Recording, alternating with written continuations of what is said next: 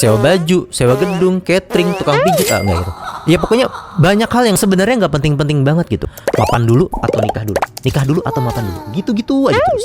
Padahal nggak ada hubungannya kalau kita mengacu atau menarik ayat ini, sob. Kata Allah di surat An-Nur ayat 32, dan nikahkanlah orang-orang yang masih membujang di antara kamu, dan juga orang-orang yang layak menikah dari hamba-hamba sahayamu, yang laki-laki maupun yang perempuan. Iyakunu fuqara'a yughnihimullahu min fadlih. Kalimatnya indah banget, sob. Ini motivasi banget. Iyakunu fuqara'a. Kalau misalnya kalian dari golongan orang-orang miskin atau fakir, yughnihimullahu min fadlih. Yugni itu bahasa Arab dari kata goni. Goni itu kaya.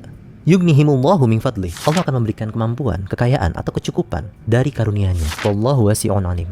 Dan Allah maha luas lagi maha mengetahui. Hal ini terjadi ketika Islam mulai menyebar luas lagi. Ketika itu banyak hamba-hamba sahaya yang terbebas gitu dari status hamba sahayanya. Lalu buat laki-laki yang membujang atau perempuan yang membujang, yang mereka tuh berkeinginan untuk menikah, mereka punya rasa takut karena status mereka dulunya adalah seorang hamba sahaya gitu, yang nggak punya kemampuan apapun, yang mungkin secara finansial masih akut gitu kan, karena dulunya mungkin menumpang hidup sama orang lain, sehingga mereka yang pengen berkeluarga atau membangun sebuah keluarga merasa minder gitu, karena aduh gue duit dari mana nih, aduh gue rezeki ntar gimana ya. Dan ayat ini turun di tengah kebingungan para hamba saya di waktu itu gitu, sob, yang menekankan dan menegaskan bahwa rezeki itu punya Allah. Udah lu gak usah takut, kalau mau nikah, nikah aja, rezeki gue yang ngatur, seakan-akan kayak gitu. Dan yang gue tangkap di zaman sekarang, mungkin miskinnya bukan karena nikah, sob, tapi gengsi menjelang pernikahan.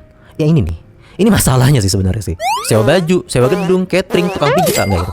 Ya pokoknya banyak hal yang sebenarnya nggak penting-penting banget gitu, karena esensi pernikahan itu bukan tentang itu. Dan yaps, lagi-lagi, pernikahan adalah ibadah. Jadi kalau ada orang niat menikah, tujuannya untuk beribadah kepada Allah, dan dia mencari rezeki yang halal untuk keluarganya, percayalah satu hal, di situ Allah buka satu pintu rezeki lagi.